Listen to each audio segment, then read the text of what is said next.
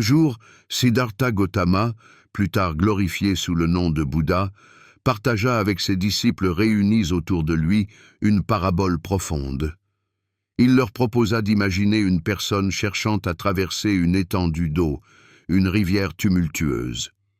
Cette personne, trouvant un arbre approprié, construit minutieusement un radeau à partir de celui-ci.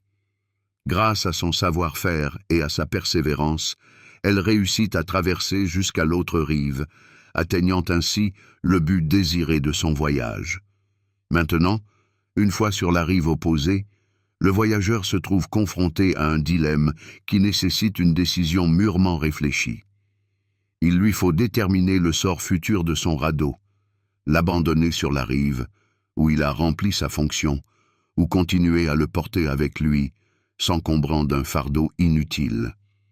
Bouddha s'adressa à ses disciples avec une question incitant à la réflexion. Lequel de ces choix leur paraît le plus sage et le plus judicieux? Se débarrasser du radeau, le laissant derrière soi, ou, au contraire, s'obstiner à le traîner malgré son inutilité sur la terre ferme?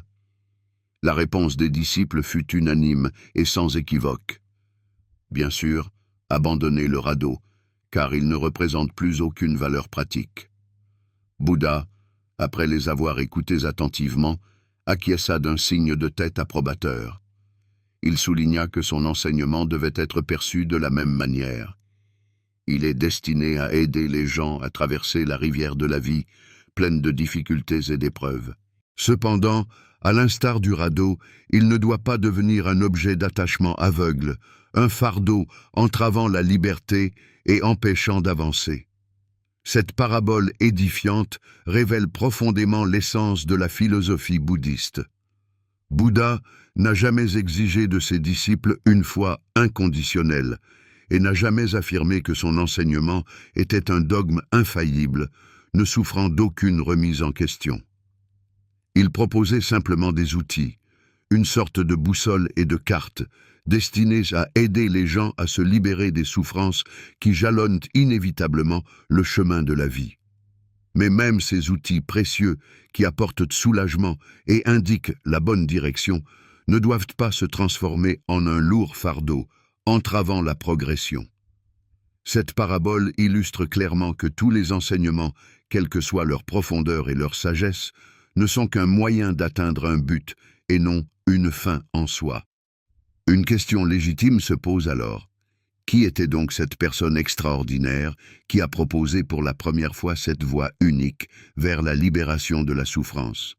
Qui a donc offert au monde le bouddhisme, qui a eu une influence si significative sur la culture et la spiritualité de millions de personnes? Siddhartha Gautama, devenu par la suite Bouddha, n'était ni un dieu tout-puissant, ni un prophète élu.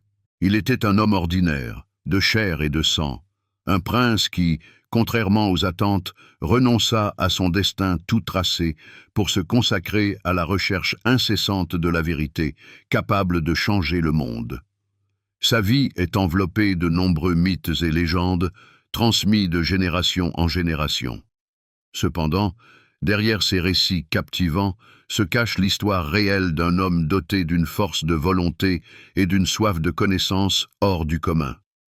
L'histoire d'un homme qui osa sortir des limites du monde habituel, rempli d'illusions et de préjugés, et qui, par là même, changea à jamais le cours de l'histoire, laissant une empreinte indélébile sur le développement spirituel de l'humanité. Siddhartha vit le jour aux environs du VIe siècle avant notre ère, dans un petit État appelé Shakya, situé sur le territoire de l'actuel Népal. Son père, le roi Shuddhodana, n'était pas le souverain d'un empire vaste et puissant, s'étendant sur des milliers de kilomètres. Il était plutôt un chef de clan influent, qui gouvernait une petite principauté prospère, réputée pour sa richesse et ses terres fertiles. La famille de Siddhartha appartenait à la caste des Kshatriyas, traditionnellement composée de guerriers et d'aristocrates, qui occupaient une position élevée dans la société. Dès sa naissance, le destin de Siddhartha fit l'objet de nombreuses prophéties transmises de bouche à oreille. Selon une légende ancienne, de sages devins prédire que le nouveau-né deviendrait soit un roi grand et puissant, régnant avec justice et sagesse, soit un maître spirituel exceptionnel, dont les enseignements changeraient le monde, en indiquant une nouvelle voie vers le salut.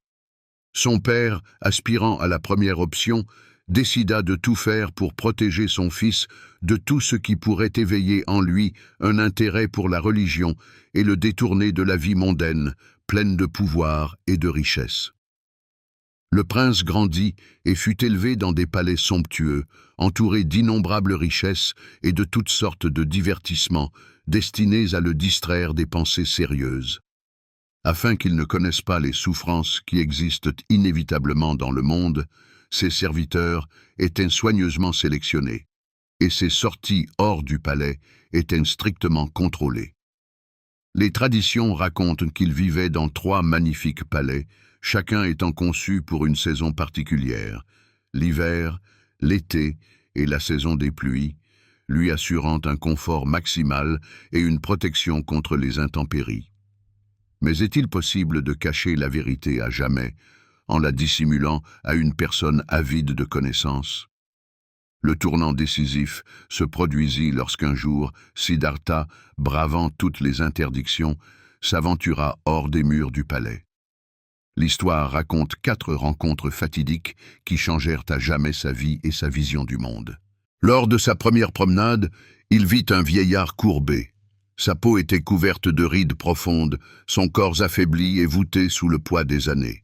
« Qu'est-ce qui lui arrive » demanda le prince avec curiosité. « Tous les gens vieillissent » répondit le serviteur, s'efforçant de cacher la tristesse dans sa voix. La deuxième fois, il rencontra un homme malade, allongé sur le sol.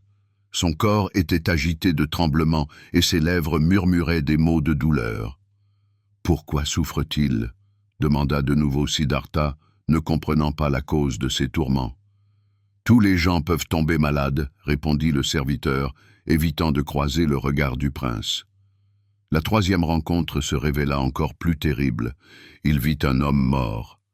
Les gens rassemblés autour pleuraient et se lamentaient, pleurant sa disparition prématurée, tandis que le corps était préparé pour le bûcher funéraire.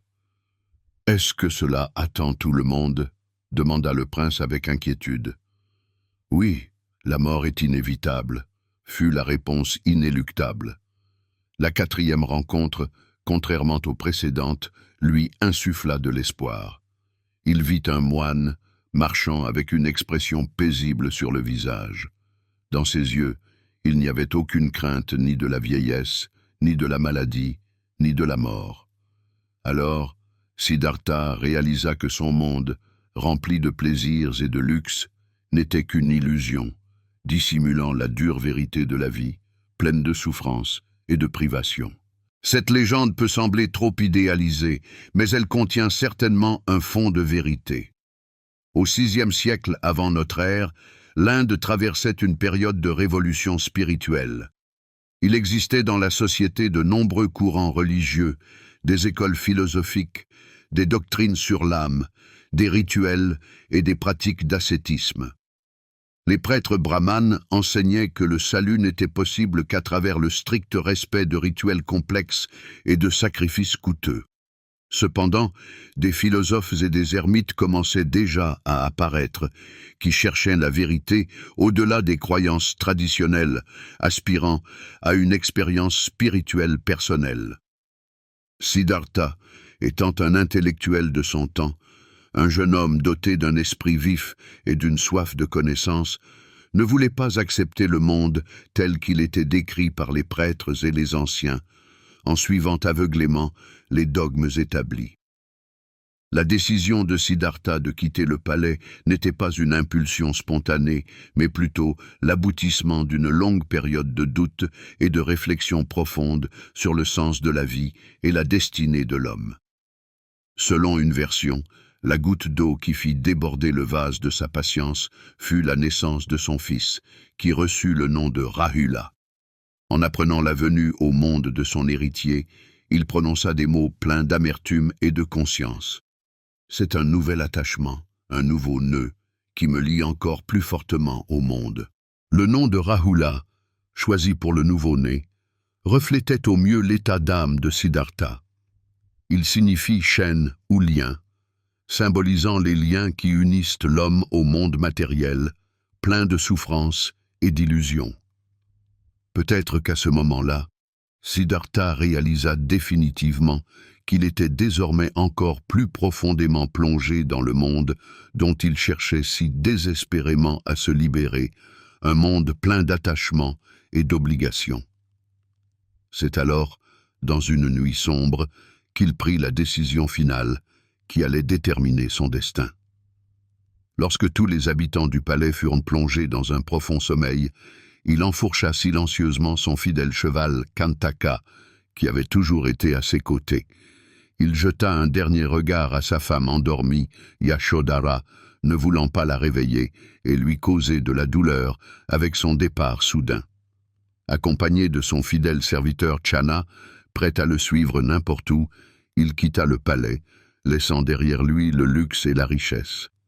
Arrivé à la rivière, il coupa ses longs cheveux, symbole de son statut princier, renonçant à son ancienne position dans la société. Enlevant ses vêtements de kshatriya, il les donna à un mendiant, démontrant ainsi son aspiration à l'égalité et à la simplicité. Désormais, il était un ascète errant, dépourvu de biens matériels, et son long et difficile chemin vers l'illumination ne faisait que commencer. Beaucoup ont tendance à considérer l'histoire de Siddhartha comme une légende belle mais improbable, mais les découvertes archéologiques témoignent de manière convaincante qu'il était une figure historique réelle, ayant vécu à une période donnée. À Lumbini, son lieu de naissance, des inscriptions anciennes ont été découvertes, gravées sur des pierres, qui confirment l'existence de la principauté de Shakya, où régnait son père. Dans les villes où il erra à la recherche de la vérité, telles que Kapilavastu, Bodh Gaya et Rajgir, des constructions monastiques anciennes datant de son époque ont été trouvées, ce qui constitue une autre confirmation de son existence. Il existe même la première mention documentaire de Bouddha, découverte dans les édits de l'empereur Ashoka, gravée sur des piliers de pierre au IIIe siècle avant notre ère. Dans ces édits, Ashoka mentionne Bouddha comme un grand maître, dont les enseignements ont eu une influence énorme sur sa vie et son règne, confirmant qu'il avait vécu plusieurs siècles auparavant et qu'il avait laissé une empreinte indélébile dans l'histoire. Mais qui était réellement cet homme qui a réussi à changer le monde avec ses idées? Où Siddhartha se dirigea-t-il après avoir quitté la maison paternelle pour toujours? Et comment réussit-il à trouver cette voie unique qui changea la vie de millions de personnes en leur donnant l'espoir de se libérer de la souffrance? Nous allons maintenant examiner en détail son chemin épineux vers l'illumination, rempli d'épreuves et de privations qu'il dut surmonter avant de devenir Bouddha, un enseignant éclairé et sage. Dans l'Inde du VIe siècle avant notre ère, un ordre social hiérarchique complexe était solidement établi, fondé sur le système des castes qui déterminait la position d'une personne dans la société dès sa naissance. C'était un monde où les possibilités de mobilité sociale étaient extrêmement limitées, et le destin d'un individu était prédéterminé par son appartenance à une caste particulière. Les 4 varnas principales qui constituaient le fondement de ce système, à savoir les brahmanes, les kshatriyas, les vaishyas et les shudras, représentaient une structure sociale rigide dans laquelle chaque groupe avait ses propres devoirs, droits et interdictions clairement définis, transmis de génération en génération. Au sommet de la pyramide sociale se trouvaient les brahmanes, représentants de la caste sacerdotale, considérés comme les dépositaires de la sagesse suprême et de la connaissance des Védas, les écritures sacrées qui définissaient les rituels religieux, les normes morales et l'organisation du monde. Les brahmanes exerçaient un pouvoir et une influence considérables, contrôlant les sacrifices, conduisant des cérémonies védiques complexes et agissant en tant que principaux intermédiaires entre les dieux et les hommes. Il jouait également un rôle important dans l'éducation, agissant en tant que mentor, enseignant et législateur, dictant à la société les normes religieuses et les règles de conduite. On considérait que les brahmanes étaient le lien entre le monde céleste et le monde terrestre, et leur pouvoir était justifié par leur origine divine et leur position particulière dans la société. Cependant, au VIe siècle avant notre ère, leur influence inébranlable commença à être remise en question par une partie importante de la population, lasse des rituels et des dogmes complexes. Les rituels devenaient de plus en plus complexes et alambiqués, la religion de plus en plus formelle, et les quêtes spirituelles de plus en plus individualisées, reflétant un mécontentement croissant face à l'ordre établi. La varna suivante était celle des kshatriyas, les guerriers et les dirigeants, dont les fonctions étaient de protéger l'État, de gouverner la société et de mener des guerres. Ils exerçaient un pouvoir considérable dans les sphères politiques et militaires, mais dans les sphères spirituelles et religieuses, ils étaient subordonnés aux brahmanes, reconnaissant leur autorité. Les rois et les princes dépendaient souvent de la caste sacerdotale, car ce sont les brahmanes qui effectuaient les cérémonies de couronnement et confirmaient l'origine divine de leur pouvoir, légitimant ainsi leur règne. Cependant, parmi les kshatriyas, il y avait de plus en plus de personnes qui doutaient du pouvoir absolu des prêtres, et certains d'entre eux, comme Bouddha, commencèrent à chercher la vérité au-delà des enseignements traditionnels, aspirant à une expérience spirituelle personnelle.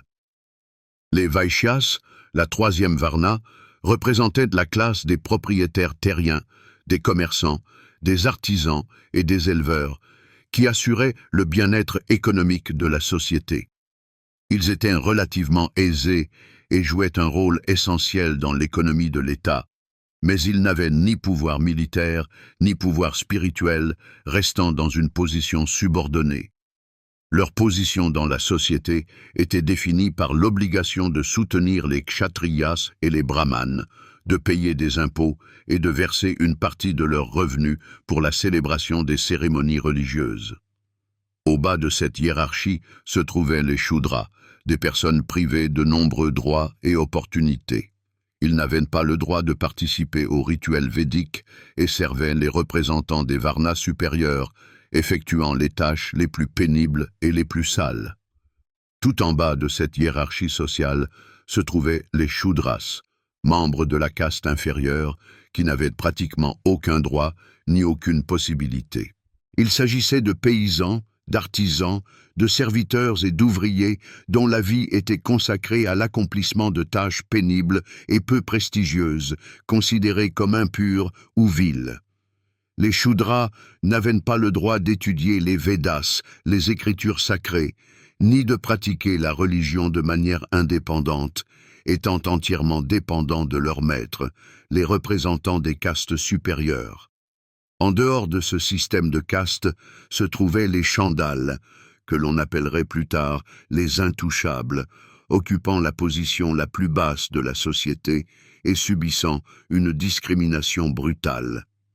Ils effectuaient les travaux les plus sales et les plus pénibles, considérés comme souillants, tels que le ramassage des ordures, l'incinération des cadavres et le travail du cuir.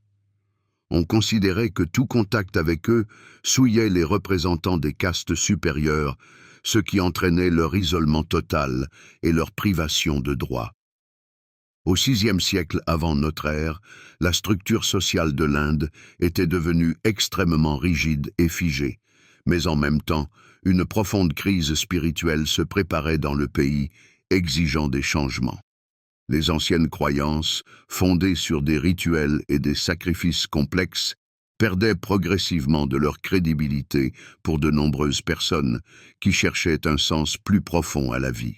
De plus en plus de questions étaient posées qui ébranlaient les fondements de l'ordre établi. Peut-on vraiment atteindre l'illumination en accomplissant des sacrifices? Le salut de l'âme dépend-il uniquement de l'appartenance à une caste particulière, ou existe-t-il d'autres voies? Est-il possible de surmonter la souffrance sans suivre les pratiques religieuses traditionnelles? Ces réflexions ont conduit à l'émergence de nouvelles écoles philosophiques, de courants et de pratiques spirituelles, offrant des voies alternatives vers le salut et la libération de la souffrance, parmi lesquelles le bouddhisme a occupé une place particulière. Siddhartha Gautama a grandi dans ce monde où, en tant que membre de la caste des Kshatriyas, il était préparé dès son enfance à une carrière militaire et administrative, recevant les compétences nécessaires pour gouverner un État. Mais il ne s'intéressait pas aux batailles pour le pouvoir et à la gestion des hommes, mais à la recherche d'une réponse à la question principale qui le tourmentait depuis sa jeunesse. Pourquoi les hommes souffrent-ils et est-il possible de se débarrasser de cette souffrance? C'est cette soif inextinguible de connaître la vérité et sa compassion pour les personnes souffrantes qui le conduiront à la décision difficile de quitter le palais, de renoncer au pouvoir et à la richesse et d'entamer un chemin qui changera à jamais l'histoire de l'Inde et du monde entier, exerçant une immense influence sur la culture et la spiritualité de millions de personnes. Siddhartha Gautama était l'héritier du pouvoir. Il a grandi dans le luxe et a su dès son enfance que sa destinée était de régner. Mais la quête intérieure qui le conduirait un jour à l'illumination n'a pas commencé par des réflexions philosophiques, mais par un choc personnel qui l'a amené à douter de la valeur des biens terrestres. Pour lui, la recherche de la vérité est devenue non pas une simple question de curiosité ou de croissance spirituelle, mais une question de vie ou de mort, car il a réalisé que sans une réponse à cette question, la vie perd tout son sens. Pourquoi cela s'est-il produit? On dit que Siddhartha a vécu jusqu'à l'âge de 29 ans dans l'ignorance totale des souffrances qui régnaient dans le monde, étant protégé de celles-ci par son père attentionné. Son père, soucieux de protéger son fils des impressions négatives, a tout fait pour qu'il ne sache pas que la maladie, la vieillesse et la mort existent, l'entourant uniquement de personnes jeunes, en bonne santé et heureuses. Cependant, un jour, lors d'une promenade à l'extérieur du palais, le prince a vu 4 scènes qui ont bouleversé sa conscience, l'obligeant à réévaluer sa vision de la vie. La première rencontre a eu lieu lorsqu'il a vu un vieil homme courbé, se déplaçant difficilement dans la rue. Cela a été un véritable choc pour lui. Il n'avait jamais pensé auparavant que les gens pouvaient vieillir et perdre leur force et leur beauté. Son monde était composé de courtisans jeunes et beaux, pleins d'énergie et de santé, et là, devant lui, se tenait un homme courbé, à la peau ridée et aux mains tremblantes, démontrant l'inévitabilité du vieillissement. Siddhartha a demandé avec perplexité à son serviteur « Pourquoi cet homme est-il si faible et infirme ?»« Tous les gens vieillissent, » a répondu le serviteur, expliquant le processus naturel du vieillissement. La deuxième fois, il a vu un homme malade, allongé sur le sol. Son corps tremblait de fièvre et son visage était déformé par la douleur, témoignant de sa souffrance. « Qu'est-ce qu'il a ?» a demandé le prince avec anxiété, confronté pour la première fois à la maladie. « Il est malade », a répondu le serviteur, expliquant la cause de ses tourments. « Cela peut arriver à tout le monde ?» a demandé Siddhartha, réalisant la vulnérabilité de l'homme face aux maladies. « Oui, personne n'est à l'abri de la maladie », a confirmé le serviteur. La troisième rencontre l'a encore plus choqué. Dans la rue, il a vu des gens portant le corps d'une personne décédée, enveloppé dans des linceuls. C'était la première confrontation de Siddhartha avec la mort, un phénomène qui lui avait été caché jusqu'à présent. « Cet homme dort ?» a-t-il demandé naïvement, ne comprenant pas ce qui se passait. « Non, il est mort », a répondu le serviteur, expliquant le caractère définitif de la mort. « Et la mort attend tout le monde ?» a demandé Siddhartha avec horreur. « Oui, tout le monde mourra un jour », a confirmé le serviteur, démontrant l'inévitabilité de la mort. Mais c'est la 4e rencontre qui l'a changé à jamais, insufflant en lui l'espoir de la possibilité de se libérer de la souffrance. Il a vu un ascète, un homme qui avait volontairement renoncé à la vie mondaine et vivait dans la pauvreté, mais son visage rayonnait de paix et de sérénité. Contrairement au vieil homme, aux malades et aux morts, il ne souffrait pas, démontrant une harmonie intérieure et une liberté. « Qui est-ce » a demandé Siddhartha avec curiosité. « C'est un moine » a répondu le serviteur. Il a quitté sa maison et tous les biens terrestres pour trouver la vérité et se libérer de la souffrance. Ces 4 rencontres ont divisé la vie de Siddhartha en avant et après, changeant complètement sa vision du monde. Pour la première fois, il a réalisé que sa richesse, son pouvoir et son confort ne le sauveraient pas de la vieillesse, des maladies et de la mort, et que tous les biens terrestres sont temporaires et éphémères. Tout ce à quoi il était habitué depuis son enfance, tout ce qui lui semblait inébranlable et éternel, s'est avéré temporaire et fugace, incapable de le protéger de la souffrance. Mais si la souffrance est inévitable, existe-t-il un moyen de s'en libérer? Et si un tel moyen existe, comment le trouver? Cette question ne lui laissait aucun répit, ni le jour ni la nuit, et désormais, ce n'était plus le luxe ou le devoir envers sa famille qui déterminait sa vie, mais le désir brûlant de trouver une réponse à cette question, capable de le libérer de la peur de la souffrance. La recherche de la vérité est devenue pour lui une question de vie ou de mort, car il a vu que, dans le cas contraire, la vie n'est qu'une attente de souffrance inévitable. Siddhartha Gautama a quitté le palais, mais devant lui s'étendait un chemin long et complexe, semé de privations et d'épreuves. Dans sa quête inlassable de la vérité, Siddhartha s'est rendu auprès des maîtres spirituels les plus connus et les plus respectés de son époque, cherchant à obtenir des réponses à ces questions. Dans l'Inde ancienne, il existait une grande variété de traditions religieuses, et presque toutes proposaient différentes méthodes pour atteindre la libération de la souffrance, promettant la délivrance des tourments et le bonheur éternel. Les brahmanes, représentants de la caste sacerdotale de la religion védique, enseignaient que le salut de l'âme n'est possible que par le strict respect de rituels complexes, l'accomplissement de sacrifices et le suivi scrupuleux des obligations de caste prescrites à chaque personne dès sa naissance. Les ascètes, quant à eux, adoptaient une approche diamétralement opposée. Ils croyaient que la vérité se révèle par un rejet total du monde matériel, à travers de rudes épreuves infligées au corps, notamment le jeûne, les privations et un isolement complet de la société, une immersion dans le monde de ses propres pensées. Siddhartha, dans sa quête de la vérité, a exploré ces 2 voies, en étudiant attentivement leur spécificité et en évaluant leur efficacité. Il a étudié avec diligence la philosophie et la religion auprès de sages, mais, à sa grande déception, il n'a pas trouvé de réponse convaincante à ces questions et continuait à ressentir une insatisfaction intérieure. Il décida alors de devenir un ascète, aspirant à l'illumination par l'épuisement de son corps, s'infligeant de dures épreuves. Il se nourrissait de quelques grains par jour, ne conservant qu'un minimum d'énergie, et méditait jusqu'à l'épuisement complet, se ruinant physiquement et moralement. Cependant, au lieu de l'illumination tant attendue, il n'a récolté que faiblesse, douleur et déception, sans obtenir le résultat escompté.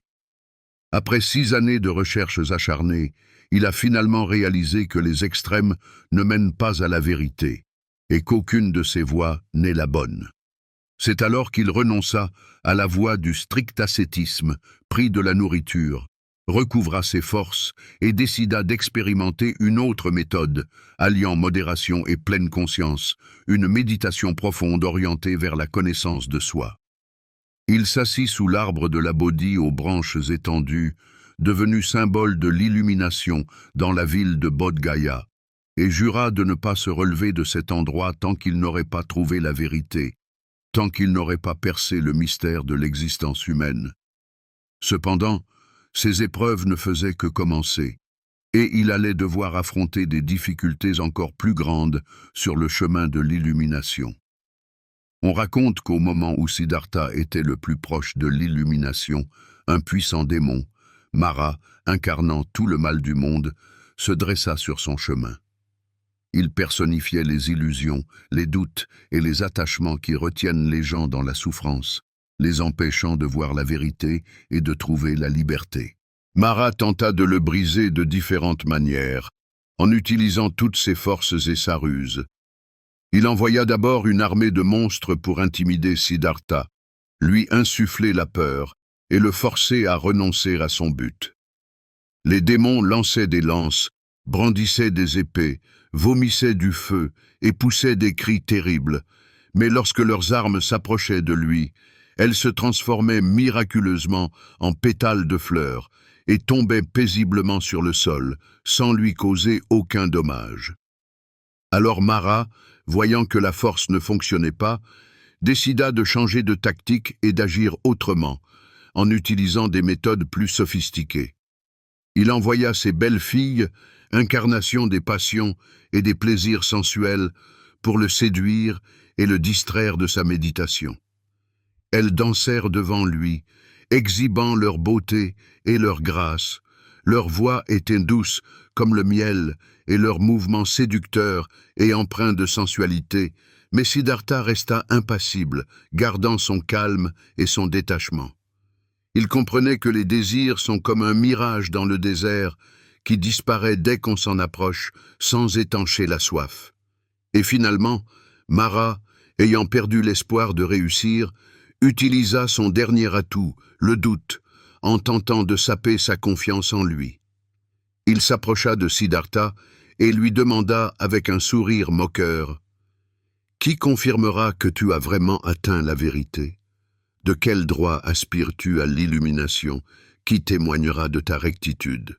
À ce moment, Siddhartha, sans hésiter, baissa la main et toucha la terre, démontrant son lien avec elle. Et à cet instant même, la terre se mit à gronder, reconnaissant sa victoire sur Mara et confirmant son droit à l'illumination. Selon une légende ancienne, la terre elle-même a témoigné qu'il avait traversé toutes les épreuves, surmonté tous les obstacles et qu'il était digne de l'illumination, reconnaissant sa force spirituelle. Qu'a-t-il compris exactement à ce moment, en atteignant l'illumination? Il a vu la vie telle qu'elle est réellement, un cycle éternel de naissance, de vieillesse, de maladie et de mort, où chaque être vivant est lié dans une chaîne infinie de renaissance, connue sous le nom de samsara, renaissant et souffrant sans cesse. Il a réalisé que la cause de la souffrance est l'attachement au monde matériel, les désirs, les peurs et les illusions, qui retiennent la conscience captive, l'empêchant de voir la vraie nature des choses.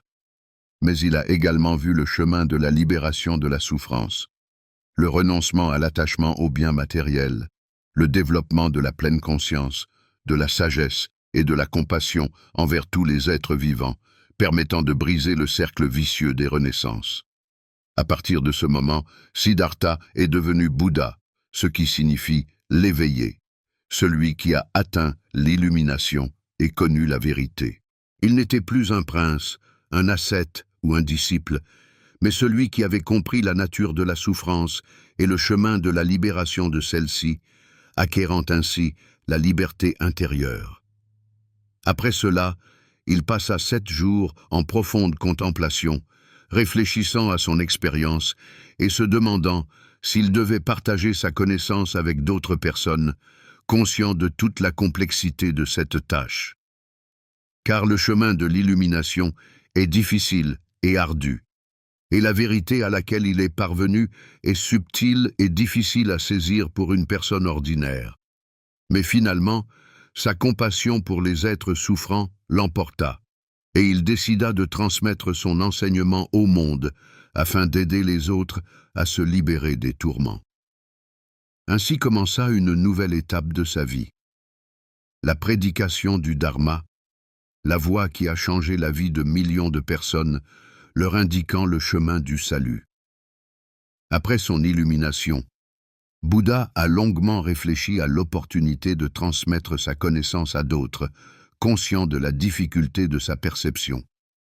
Il comprenait que la vérité à laquelle il était parvenu était complexe pour la plupart des gens, habitués à la vie mondaine. La plupart des gens vivent enchaînés par les désirs et les attachements, courant après les illusions et les biens matériels, et il leur est difficile d'accepter que la souffrance découle précisément de cette volonté de s'accrocher à un monde qui change constamment et ne peut apporter le vrai bonheur. Mais il avait une grande compassion pour tous les êtres vivants qui souffrent dans ce monde. Il était conscient que même si seuls quelques-uns pouvaient comprendre son enseignement et suivre sa voie, cela profiterait quand même au monde, en contribuant à réduire la souffrance et en apportant l'espoir de la libération. Finalement, il décida de transmettre sa voix à ceux qui sont prêts à écouter et à apprendre, quelle que soit leur origine et leur statut social. Il se dirigea tout d'abord vers le parc des cerfs à Sarnath, un lieu où il avait autrefois vécu avec 5 ascètes, avec lesquels il cherchait ensemble la vérité. Ces personnes avaient autrefois été ses fidèles compagnons dans les pratiques ascétiques avec lesquelles il aspirait à l'illumination, renonçant aux biens matériels et s'épuisant par la faim. Cependant, il s'était détourné de lui lorsque, fatigué d'années de privation, il avait pris de la nourriture après de longues années de jeûne, jugeant qu'il avait trahi la voie de la véritable recherche spirituelle et renoncé à ses convictions. Mais maintenant, en voyant son calme, sa force intérieure et sa paix, il sentait qu'il avait trouvé quelque chose d'important, inaccessible pour eux auparavant.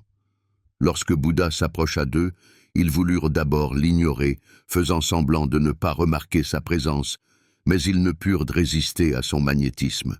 Il y avait en lui quelque chose qu'ils n'avaient jamais vu auparavant, une clarté d'esprit absolue, une paix profonde et une harmonie intérieure qu'il rayonnait. Il ne cherchait plus la vérité, il la connaissait, l'ayant vécue par sa propre expérience. Ils, cédant à la curiosité, lui demandèrent ce qui s'était passé, et c'est alors que Bouddha prononça son premier sermon, connu sous le nom de Sutra, de la mise en mouvement de la roue du Dharma, marquant le début de la diffusion de son enseignement. Dans ce sermon, il exposa les 4 nobles vérités qui constituent le fondement de la philosophie bouddhiste, que la vie est pleine de souffrances, que la souffrance naît des attachements et des désirs, qu'il est possible de se libérer de la souffrance, et que pour cela il faut suivre le noble sentier octuple qui mène à l'illumination, le sentier de la vue juste, de l'intention juste, de la parole juste, de l'action juste, du mode de vie juste, de l'effort juste, de la pleine conscience juste et de la concentration juste. Ces 5 ascètes, impressionnés par sa sagesse, devinrent ses premiers disciples, et c'est ainsi que naquit la première communauté bouddhiste, connue sous le nom de Sangha, unissant des personnes aspirant à l'illumination. Contrairement aux écoles religieuses traditionnelles de l'époque, le bouddhisme n'était pas lié au système de caste de la société, ce qui le rendait accessible à tous. N'importe qui pouvait rejoindre la Sangha, quelle que soit son origine et son statut social, qu'il s'agisse d'un noble kshatriya, d'un prêtre brahmane, d'un marchand vaishya ou même d'un shudra, considéré comme impur dans la société indienne. C'était un changement révolutionnaire qui sapait les fondements de l'ordre existant, car dans la tradition indienne, la possibilité de la libération spirituelle était considérée comme un privilège des castes supérieures, inaccessible aux gens ordinaires. L'enseignement de Bouddha s'est répandu oralement, transmis de bouche à oreille. Il n'écrivait pas ses paroles, mais les transmettait sous forme de conversation et d'enseignement, en utilisant un langage simple et compréhensible. Il utilisait des paraboles, des métaphores et des allégories, afin que ses idées soient compréhensibles, même pour ceux qui n'avaient pas de formation philosophique, s'efforçant de faire parvenir la vérité à chaque personne. Il n'insistait pas pour qu'on le croie sans vérification, mais au contraire, il disait que ses paroles devaient être éprouvées par sa propre expérience, comme un orfèvre vérifie la pureté du métal, s'assurant de leur véracité. Cette tradition orale s'est maintenue pendant des siècles, transmise de génération en génération, jusqu'à ce que, quelques centaines d'années après sa mort, ses disciples aient écrit ses enseignements sur des feuilles de palmier, les conservant ainsi pour la postérité. Bouddha et ses disciples erraient dans différentes villes et villages, répandant son enseignement et aidant les gens à se libérer de la souffrance, sans s'attarder longtemps dans un seul endroit. Leur chemin n'était pas lié à une vie sédentaire, mais était rempli de voyages et de prédications du Dharma. Ils vivaient d'aumônes, suivant le principe des besoins minimaux et renonçant aux excès. Cependant, peu à peu, la communauté bouddhiste grandit et se renforça, et des monastères apparurent, où les moines pouvaient se consacrer à la pratique de la méditation, à l'enseignement et à la discussion de l'enseignement, créant ainsi des centres de développement spirituel. Mais le bouddhisme avait aussi des adversaires qui ne voulaient pas accepter son enseignement et cherchaient à conserver leur pouvoir. L'enseignement de Bouddha niait la nécessité des prêtres, des rituels complexes et des sacrifices, sapant ainsi les fondements de la religion traditionnelle. Il disait que la libération spirituelle ne dépend pas de la position dans la société, mais qu'elle est accessible à quiconque prend conscience de la nature de la souffrance et apprend à la surmonter, quelle que soit son origine. Cela a provoqué une réaction vive de la part des brahmanes, représentants de la caste sacerdotale, qui ne voulaient pas perdre leur pouvoir. Dans la religion védique traditionnelle, ils détenaient le monopole du savoir sacré, accomplissaient des rituels complexes, dirigeaient les sacrifices et contrôlaient la vie religieuse de la société, occupant ainsi une position privilégiée. Si le salut devient accessible à tous sans l'intermédiaire des prêtres, leur pouvoir se voit menacé, ce qui suscite leur mécontentement et leur résistance. Cette opposition s'est progressivement intensifiée, entraînant des conflits et des querelles. Malgré le patronage de certains souverains, notamment du grand empereur Ashoka au IIIe siècle avant notre ère, le bouddhisme en Inde a peu à peu perdu de son influence, cédant la place à d'autres courants religieux. Le brahmanisme, transformé en hindouisme, a su adapter une partie des idées bouddhistes tout en conservant le système des castes, les rites religieux et la hiérarchie sacerdotale, ce qui lui a assuré le soutien de la population. Une autre raison du déclin du bouddhisme est qu'il dépendait du soutien des dirigeants, perdant ses positions lors des changements de pouvoir. Les monastères bouddhistes prospéraient lorsqu'ils étaient protégés par les rois qui leur accordaient un soutien financier, mais dès qu'une dynastie changeait et que le nouveau souverain soutenait l'hindouisme, les moines perdaient leur source de financement et se retrouvaient dans une situation difficile. Finalement, vers le 7e siècle, le bouddhisme était en déclin en Inde, et au Xe siècle, il avait pratiquement disparu, notamment après l'invasion des musulmans qui détruisaient les monastères et les temples, persécutant les bouddhistes. Mais à ce moment-là, le bouddhisme s'était déjà répandu dans toute l'Asie, trouvant un écho dans le cœur de millions de personnes. Il a pris racine au Sri Lanka, où s'est conservée l'une des plus anciennes écoles du bouddhisme, le Theravada, qui perpétue les traditions du bouddhisme primitif. Bien que le bouddhisme ait pratiquement disparu de son Inde natale, son enseignement a continué à se propager dans d'autres pays d'Asie, se transformant sous l'influence des traditions et des croyances locales et prenant de nouvelles formes.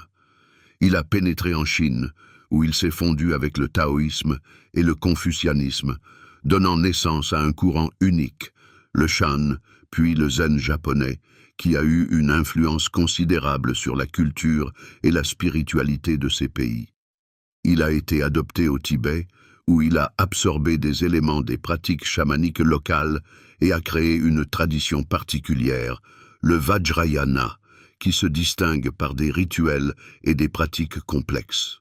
Même si dans son Inde natale, le bouddhisme a presque disparu, il a continué à exister au-delà de ses frontières, devenant l'une des religions mondiales les plus influentes, ayant un impact considérable sur le développement de l'humanité. Après la disparition du bouddhisme en Inde, son enseignement a poursuivi sa marche triomphale à travers le monde, pénétrant dans d'autres pays et se transformant sous l'influence des traditions et des croyances culturelles locales, s'enrichissant de nouveaux éléments. En Chine, le bouddhisme s'est confronté à deux systèmes philosophiques puissants qui ont eu une influence considérable sur la société chinoise, le taoïsme et le confucianisme. Le confucianisme mettait l'accent sur une hiérarchie sociale stricte, le respect des aînés et le maintien de l'ordre public, tandis que le taoïsme enseignait l'harmonie avec la nature, la spontanéité et le fait de suivre le cours naturel de la vie. Arrivé en Chine, le bouddhisme a fait preuve d'une étonnante capacité d'adaptation, intégrant des éléments de ses enseignements et se combinant harmonieusement avec eux. Par exemple, les bouddhistes chinois ont commencé à accorder une attention particulière au culte des ancêtres, ce qui était un élément important de la tradition confucéenne, et ont également adopté la notion taoïste de vide et de flux naturel de la vie, l'intégrant à leur philosophie.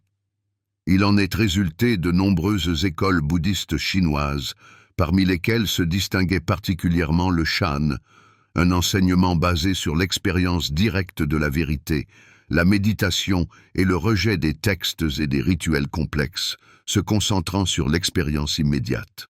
Les maîtres Shan recouraient souvent à des déclarations paradoxales et à des questions inattendues, obligeant les élèves à dépasser leurs pensées habituelles, à briser les stéréotypes et à ouvrir de nouveaux horizons de compréhension.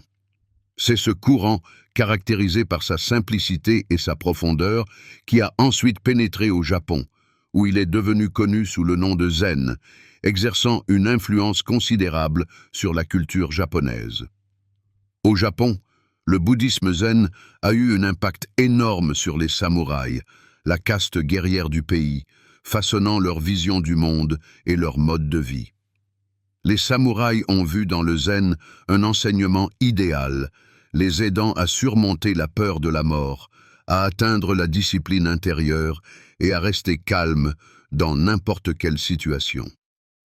La pratique de la méditation leur permettait de rester concentrés au combat, sans se laisser distraire par les facteurs externes, et l'idée d'un éveil soudain faisait écho à leur compréhension de la rapidité et de la détermination des actions nécessaires à la victoire.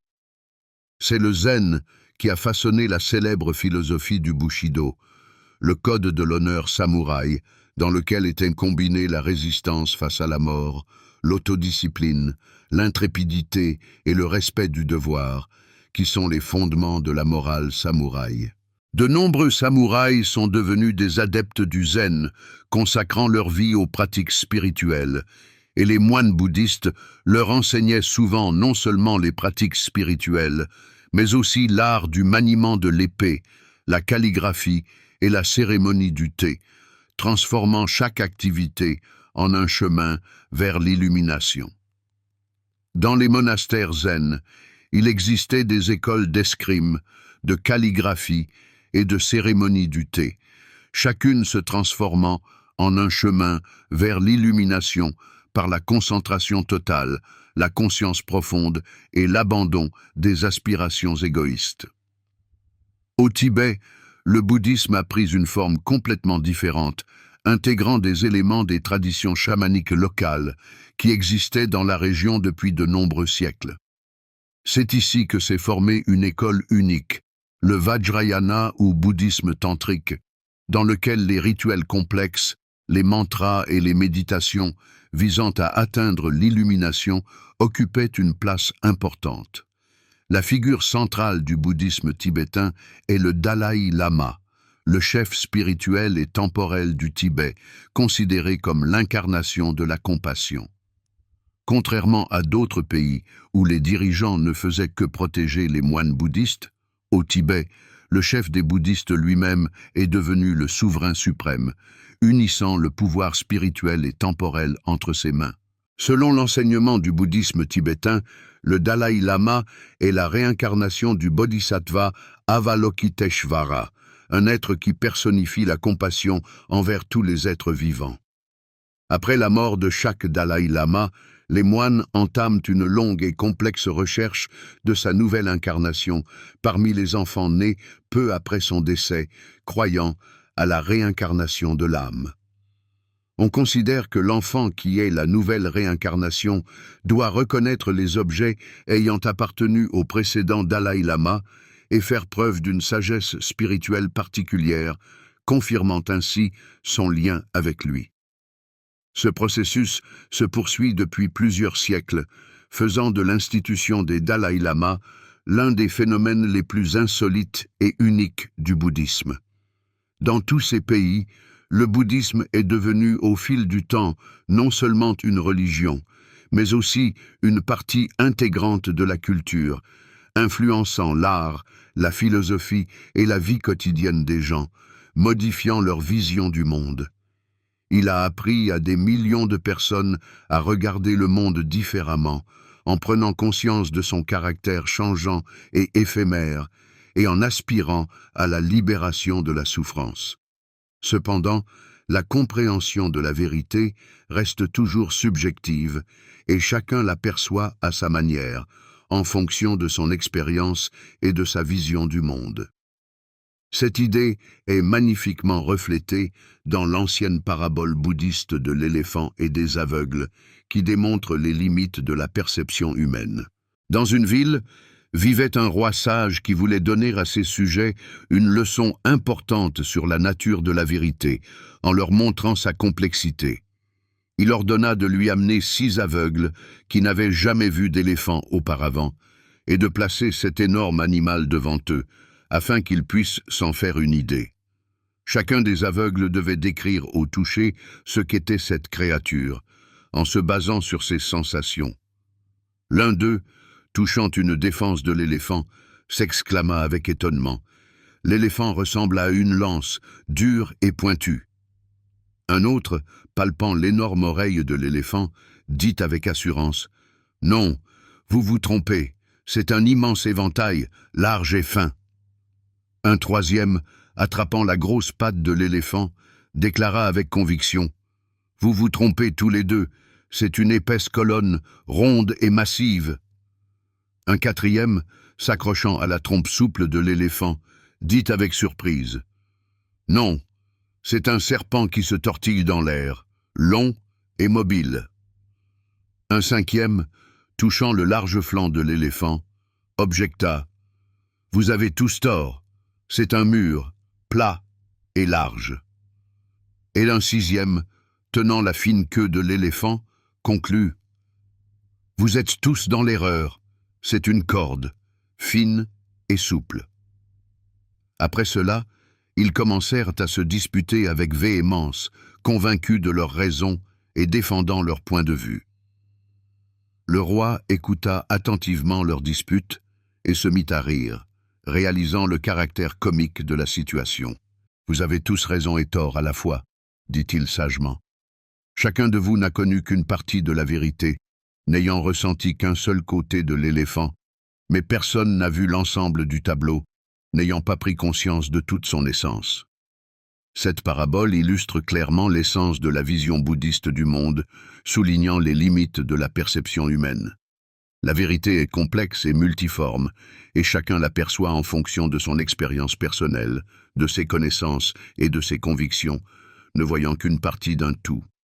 De même, le bouddhisme, s'étant répandu dans différents pays et cultures, a évolué sous l'influence des traditions locales, mais a conservé son essence, le chemin vers la libération par la prise de conscience de la nature de la souffrance et le dépassement des attachements qui mènent au tourment.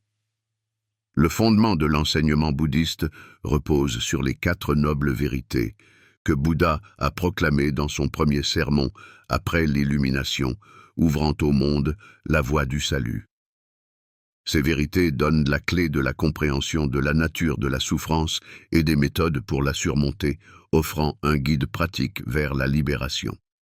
Bouddha les comparait à un diagnostic médical et à un traitement, soulignant leur utilité pratique.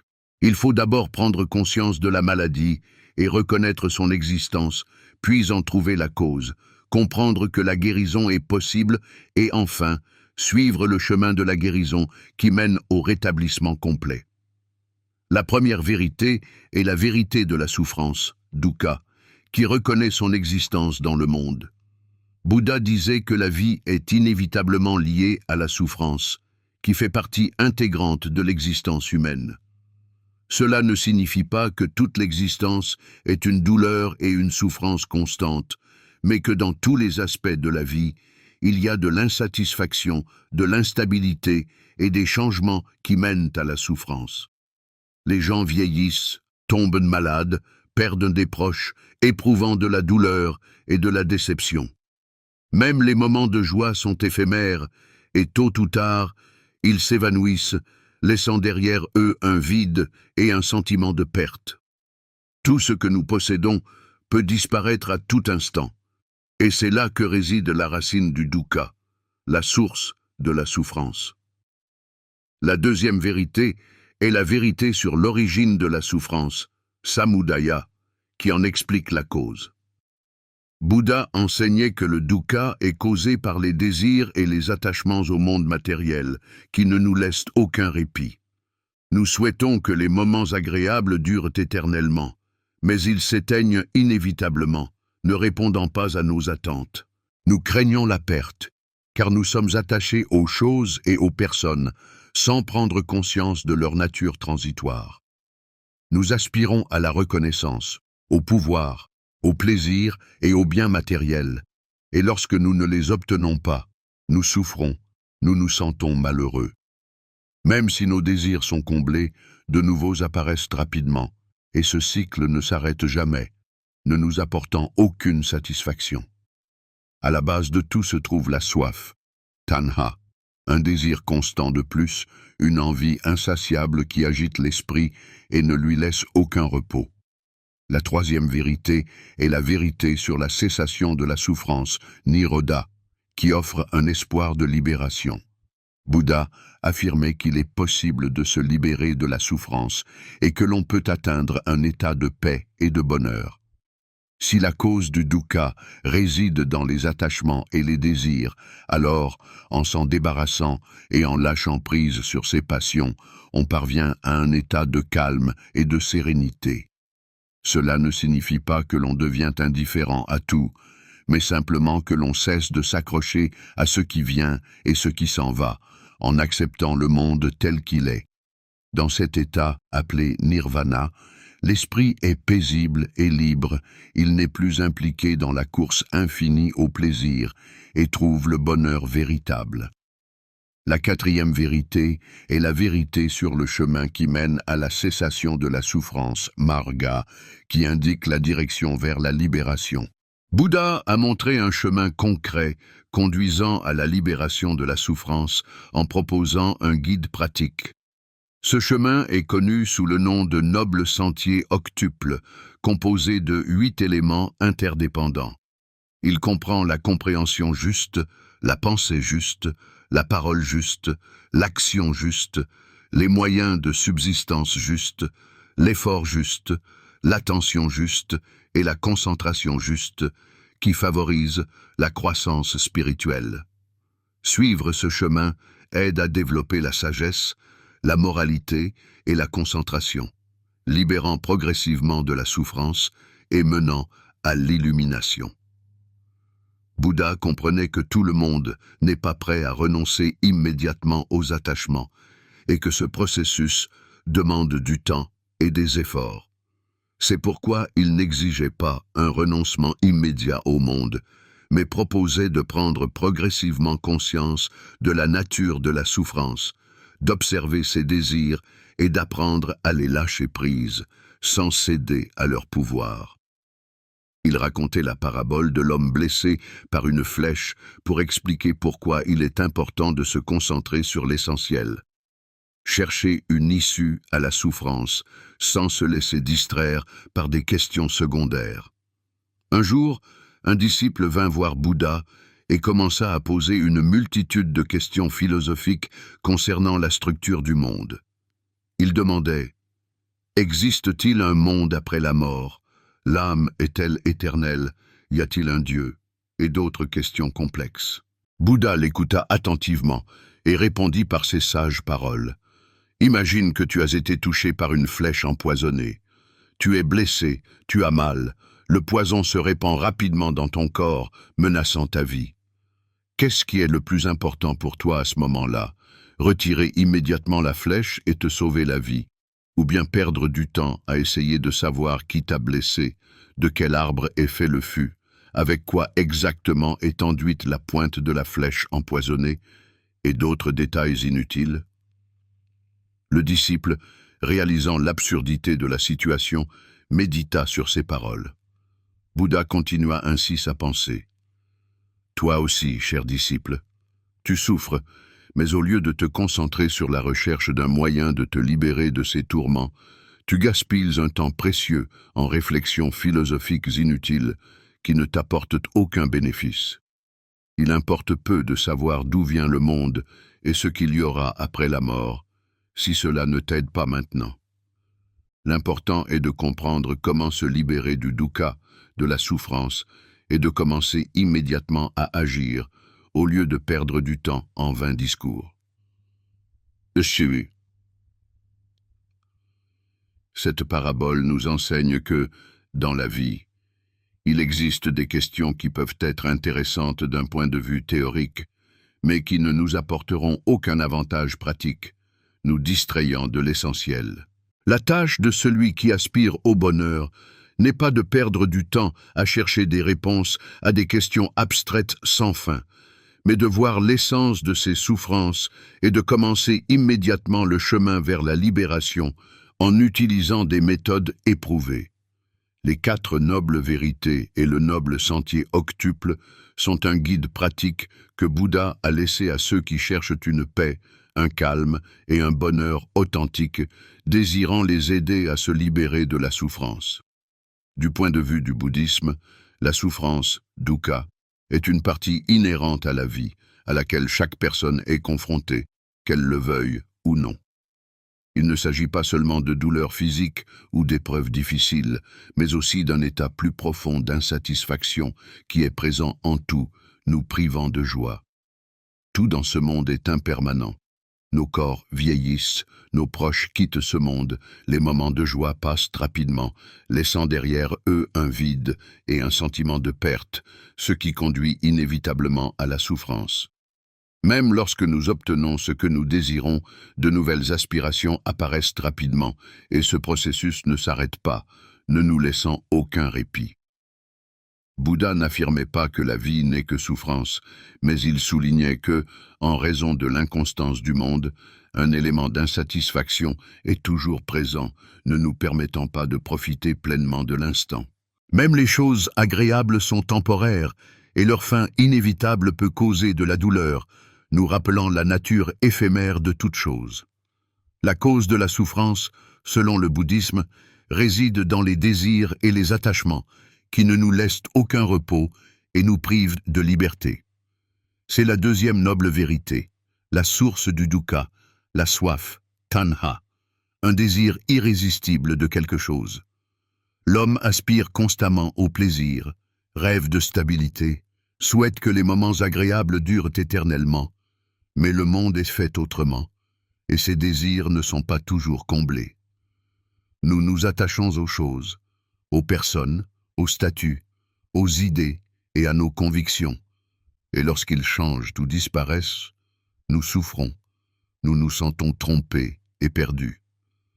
Même lorsque nos désirs sont satisfaits, de nouveaux surgissent rapidement, et nous continuons à aspirer à plus, sans trouver satisfaction.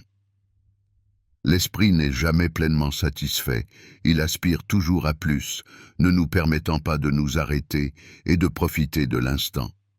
C'est une course sans fin au bonheur qui rend l'homme inquiet, malheureux et l'empêche de trouver la paix. Mais Bouddha n'a pas abandonné les hommes au désespoir. Conscient de leur souffrance, il a enseigné que la souffrance peut cesser et qu'il existe un chemin vers la libération. C'est la troisième noble vérité. La cessation du dukkha est possible, nirodha, qui donne un espoir de salut. Si la cause de la souffrance réside dans les attachements et les désirs, alors, en s'en débarrassant et en renonçant à ses passions, on trouve la paix et la sérénité. Cela ne signifie pas que l'on devient indifférent à tout ou que l'on cesse de se réjouir de la vie, mais que l'on ne s'accroche plus aux choses éphémères en acceptant le monde tel qu'il est, sans craindre le changement. On accepte son instabilité, on ne craint pas les pertes, on ne court pas après les plaisirs, trouvant ainsi la liberté intérieure. Dans cet état, appelé nirvana, l'esprit se libère des désirs et des peurs. Il cesse d'osciller entre les deux, atteignant une profonde harmonie intérieure et un bonheur véritable. Bouddha comparait ce processus à un feu qui brûle tant qu'il y a du combustible. Lorsque le combustible est épuisé, la flamme s'éteint naturellement, mettant fin à son existence.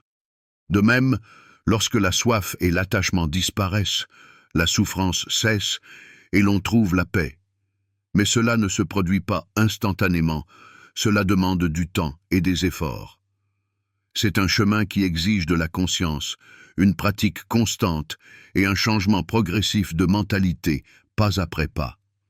C'est pourquoi Bouddha a donné un guide pratique, le noble sentier octuple, qui aide progressivement à se libérer de la souffrance et à trouver une véritable sérénité, conduisant à l'illumination et au bonheur éternel. L'enseignement de Bouddha a vu le jour il y a plus de 2500 ans et a eu une influence énorme sur le monde. Mais son fondement, le sentier octuple, reste pertinent dans le monde moderne, sans perdre de sa valeur.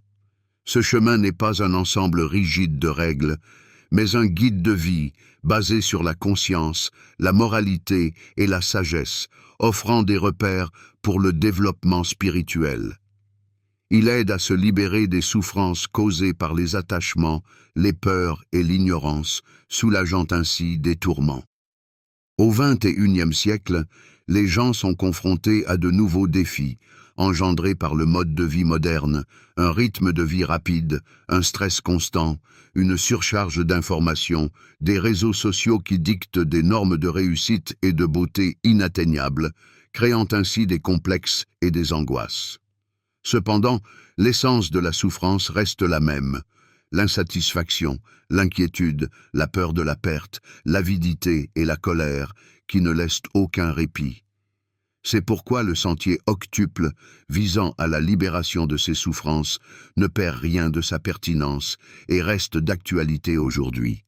Mais comment ces principes peuvent-ils se manifester dans la vie quotidienne d'une personne moderne, éloignée de la vie monastique? Des vues justes signifient une compréhension profonde de la nature de la réalité, la conscience de l'impermanence de toute chose, des causes de la souffrance et de la possibilité de la surmonter, en développant la sagesse. Dans le monde moderne, cela se manifeste par la capacité à voir les choses telles qu'elles sont réellement, et non à travers le prisme des illusions, des préjugés et des attentes injustifiées, en acceptant le monde tel qu'il est. Celui qui suit ce principe ne s'accroche pas à des rêves irréalisables, ne craint pas les changements inévitables, prend conscience que le bonheur ne dépend pas des circonstances extérieures, mais qu'il se trouve à l'intérieur de lui. Des intentions justes, c'est le renoncement conscient aux désirs égoïstes, à la malice et aux attachements, qui entravent le développement spirituel. Cela ne signifie pas que l'on devient insensible et indifférent à ceux qui nous entourent, mais que l'on cesse de suivre ses désirs aveuglément, sans réfléchir aux conséquences. Par exemple, dans la société moderne, les gens courent souvent après la richesse, un statut élevé, la gloire et la reconnaissance, mais même en les obtenant, ils ne deviennent pas heureux, ressentant un vide intérieur. Se libérer des objectifs imposés et les remplacer par des intentions sincères et bienveillantes, visant à aider les autres, conduit à la paix intérieure et à la sérénité. La parole juste, c'est le refus du mensonge, de la calomnie, de la grossièreté et des conversations futiles qui ne contiennent aucune information utile, développant ainsi la moralité. Dans le monde des réseaux sociaux, ce principe est particulièrement pertinent, compte tenu de la rapidité avec laquelle l'information se propage. Il arrive souvent que les mots soient lancés à la légère, engendrant des conflits, de la haine et des malentendus, aggravant ainsi les situations. Adhérer à ce principe, ce n'est pas seulement faire preuve d'honnêteté et de véracité, mais c'est aussi être capable de parler en pleine conscience, avec bienveillance, tact et respect envers son interlocuteur, sans lui causer de tort. Agir de manière juste, c'est respecter les principes éthiques et les normes morales, c'est témoigner de la considération envers autrui. Dans le monde actuel, cela peut se traduire par le refus de la tromperie, de la supercherie, de l'exploitation d'autrui à des fins personnelles.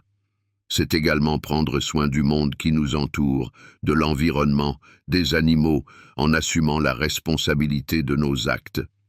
Une personne qui agit en pleine conscience ne se fait de mal, ni à elle-même ni aux autres, vivant ainsi en harmonie avec elle-même et le monde qui l'entoure.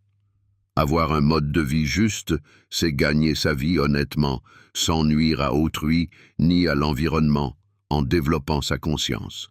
Bouddha enseignait qu'il était préférable de ne pas se livrer au commerce d'armes, d'êtres humains, de drogue et d'alcool, car ces activités sont source de souffrance. Dans le monde contemporain, il est possible d'élargir cette conception et de l'adapter aux nouvelles réalités et aux nouveaux défis. Adhérer à ce principe, c'est renoncer aux activités qui contreviennent à la morale, manipulent les individus, détruisent la nature et nuisent à la société. Certaines personnes estiment que le bouddhisme est une religion de moines et qu'il est impossible de suivre ces principes dans la vie de tous les jours, car cela exigerait de vivre en ermite. Or, Bouddha lui-même affirmait que son enseignement était accessible à tous, quelles que soient leurs conditions sociales et leur mode de vie. Il n'est pas nécessaire de se retirer dans un monastère pour appliquer le noble sentier octuple dans sa vie quotidienne, ni de se couper de la société. Le bouddhisme ne se limite pas à la méditation et à l'ascétisme, c'est un mode de vie fondé sur la conscience, la sagesse et la vertu, qui est accessible à chacun. Un individu ordinaire peut suivre les principes bouddhistes au sein de sa famille, dans son travail, dans ses relations avec autrui, en manifestant son humanité. Par exemple, il peut pratiquer la pleine conscience en observant ses pensées, ses émotions et ses réactions, sans céder aux désirs impulsifs ni à la colère.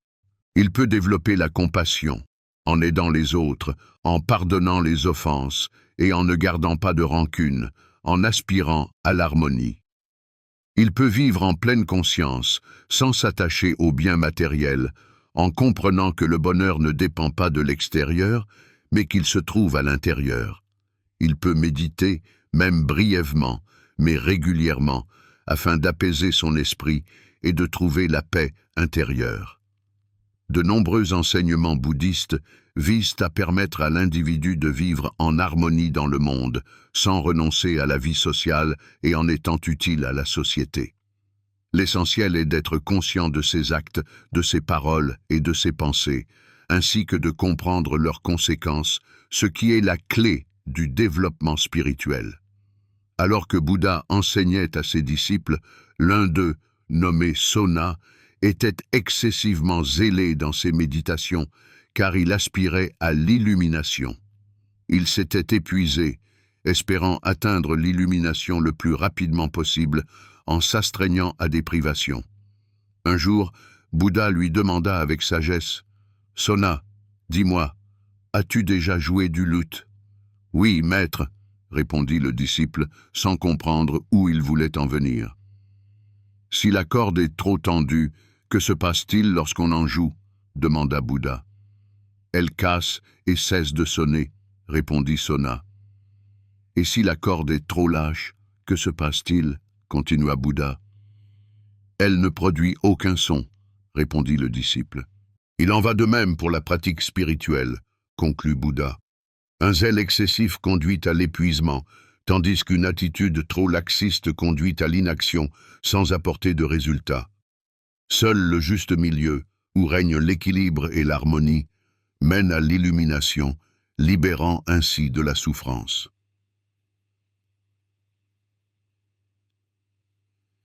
Cette parabole nous rappelle que le bouddhisme n'est pas une affaire d'extrême, mais un équilibre et une modération en toutes choses qui ne nécessitent pas d'ascétisme. L'individu ne doit pas s'infliger des efforts excessifs, mais il ne doit pas non plus se laisser aller à la paresse et à l'inaction, mais plutôt aspirer à l'harmonie.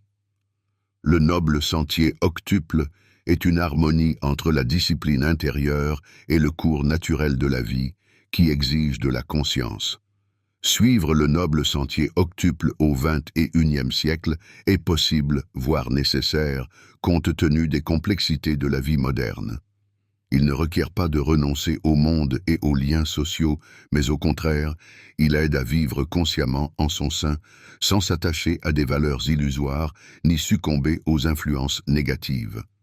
On peut être un véritable bouddhiste sans devenir moine, ni renoncer à la vie mondaine. L'important n'est pas le lieu où l'on vit, ni ce que l'on fait, mais la façon dont on pense, dont on agit et les principes que l'on professe, en assumant la responsabilité de ses actes. Le vide, ou shunyata, est l'un des concepts clés du bouddhisme, qui bouleverse nos conceptions habituelles de la réalité, nous amenant à repenser le monde. Dans la vie quotidienne, nous percevons le monde qui nous entoure comme étant constitué d'objets et de phénomènes distincts.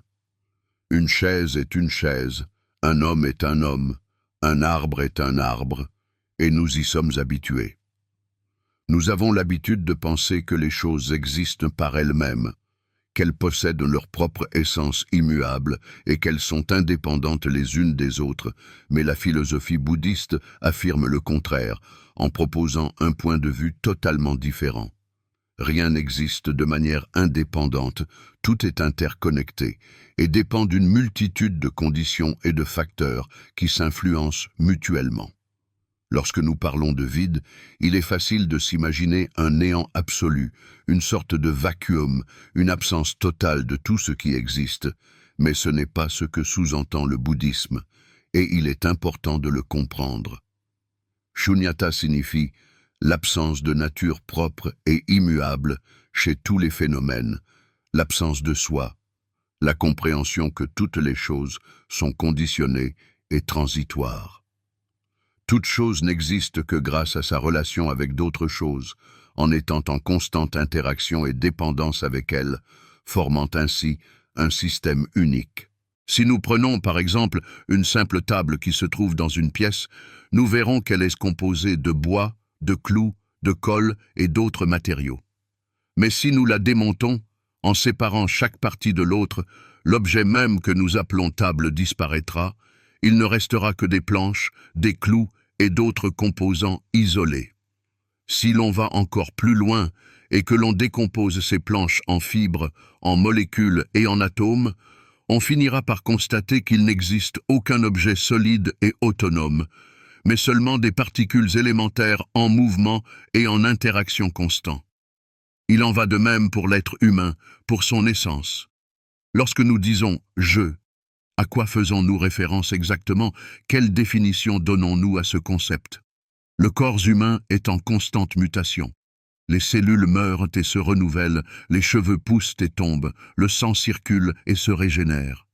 Les pensées, les émotions et le caractère ne restent pas non plus immuables, subissant des changements au fil du temps sous l'influence de divers facteurs.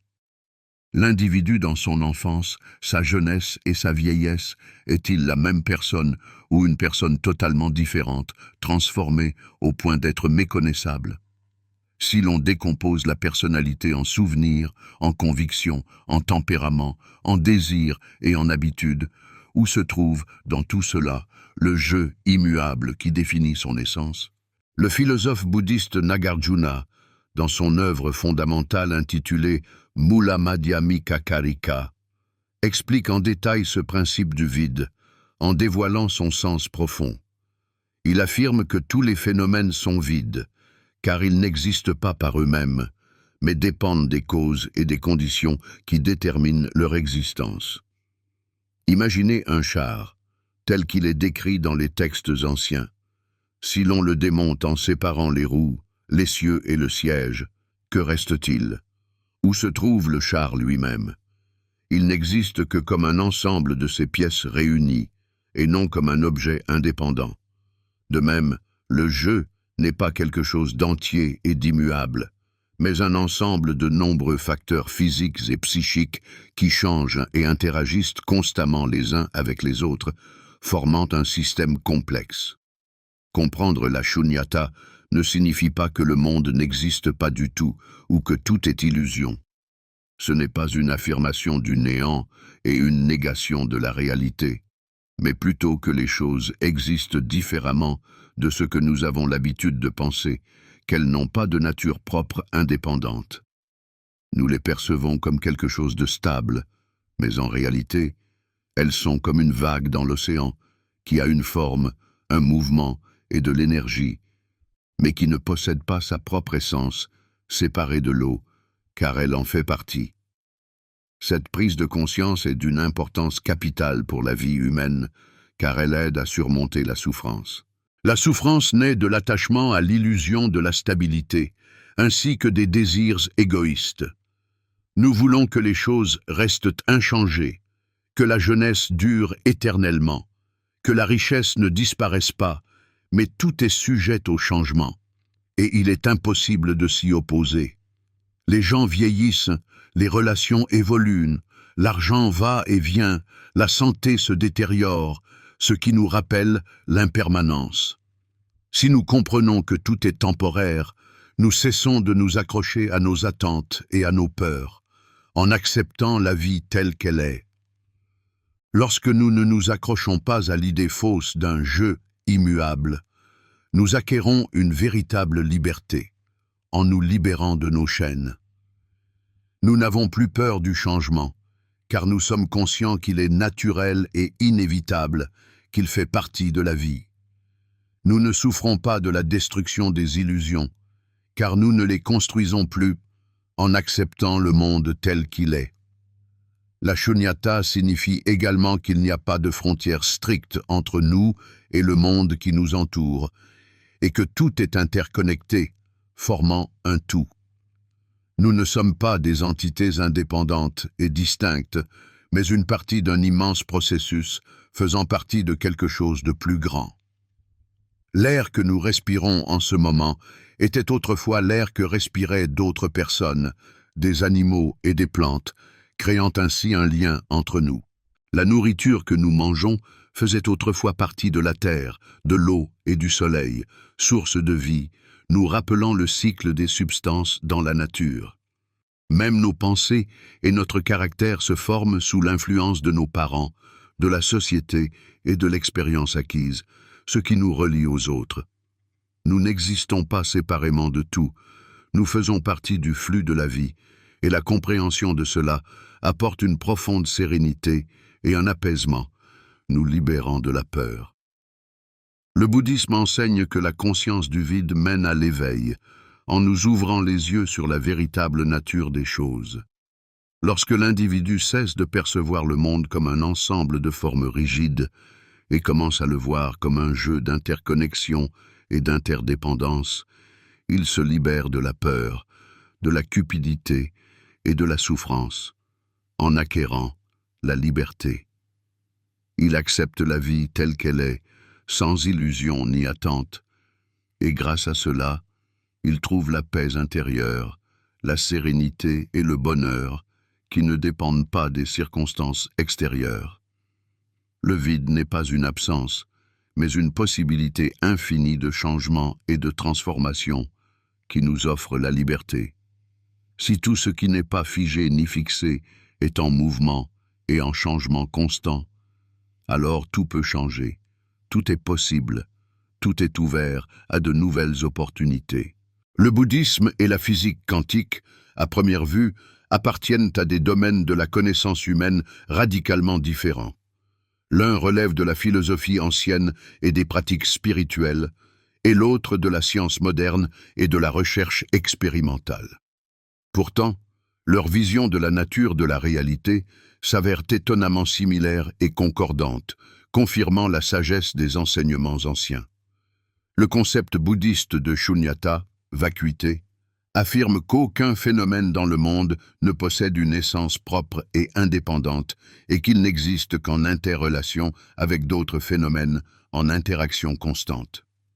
La mécanique quantique, de son côté, a découvert qu'au niveau le plus fondamental, la matière ne se comporte pas comme des objets solides et définis, mais comme quelque chose d'indéterminé et de changeant, dépendant de l'observateur et des conditions expérimentales, révélant ainsi sa nature paradoxale. Cela a conduit à l'une des idées les plus étranges, surprenantes et philosophiquement significatives de l'histoire de la science, bouleversant les conceptions du monde. La réalité n'est pas une structure fixe et immuable, mais quelque chose de changeant et de dynamique, qui émerge dans le processus d'interaction entre différents éléments, se manifestant au moment de l'observation.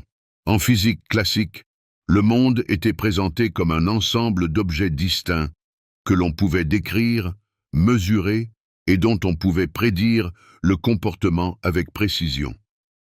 Une pomme tombe d'un arbre à cause de la force gravitationnelle, les planètes se déplacent selon des orbites précises autour du Soleil, chaque action a une conséquence univoque, créant une relation de cause à effet. Cependant, la mécanique quantique a changé cette représentation du monde, ouvrant de nouveaux horizons de connaissances. Au niveau des particules élémentaires, tout est organisé d'une manière complètement différente de celle du macrocosme, obéissant à d'autres lois.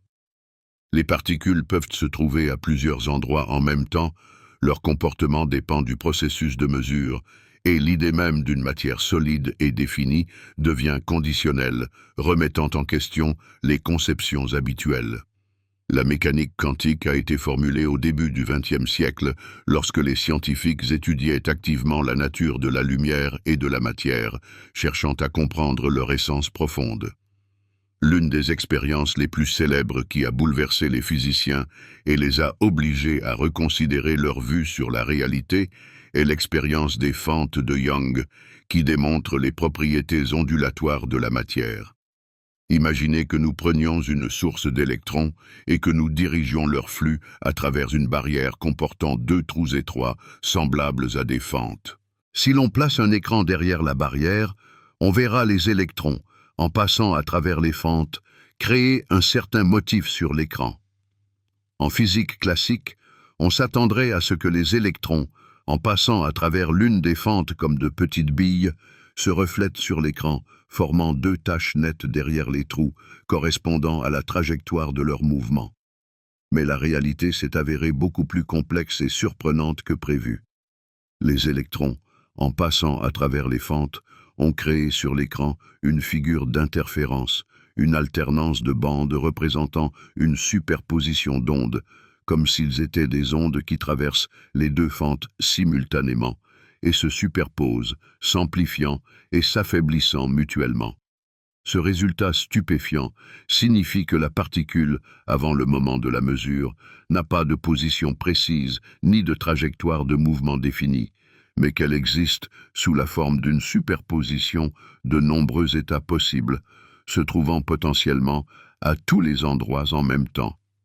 Mais ce qui est encore plus étonnant et mystérieux, c'est que si nous installons un détecteur pour déterminer précisément par quelle fente passe chaque particule, en essayant de préciser sa trajectoire, la figure d'interférence disparaît immédiatement et les électrons commencent à se comporter comme des particules ordinaires, ne passant que par une seule fente et formant deux taches. Cette découverte surprenante a remis en question l'idée même d'une réalité objective, existant indépendamment de l'observateur. L'observation modifie le résultat de l'expérience, ce qui signifie que l'état des particules avant la mesure ne peut pas être considéré comme quelque chose de fixe et de défini, démontrant ainsi l'interdépendance entre l'observateur et l'observé. Cela rappelle beaucoup la vision bouddhiste de la réalité, qui parle de la relativité de tout ce qui existe. Dans le bouddhisme, l'enseignement de la vacuité affirme que les choses n'existent pas en elles-mêmes, mais se manifestent en fonction des conditions et de la perception, dépendant de l'observateur, comme un reflet dans un miroir. Cette idée peut être expliquée par l'ancienne parabole bouddhiste du miroir et de la lune, montrant la relativité de la réalité et sa dépendance à la perception.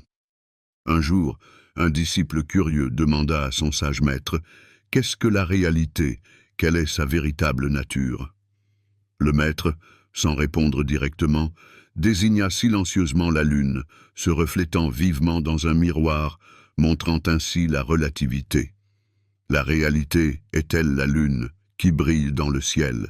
demanda le disciple, sans comprendre l'essentiel. « Non, » répondit le maître, « ce n'est que son reflet, qui n'est pas la lune elle-même. » Alors, la réalité est-elle le miroir qui reflète la lumière ? Continua le disciple. Non, le miroir ne fait que montrer ce qui entre dans son champ de vision, il ne le crée pas, répondit le maître. Alors, où se trouve la réalité, si elle n'est ni dans la lune, ni dans le miroir?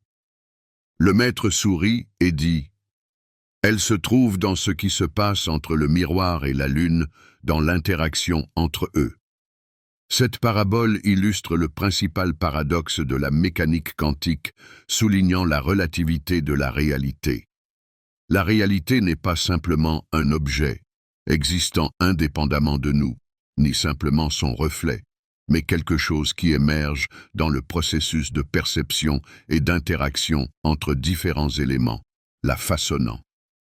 Avant le moment de l'observation, la particule existe dans un état indéterminé, possédant une potentialité, tout comme le reflet de la lune dans le miroir n'est pas la lune elle-même, mais seulement son image.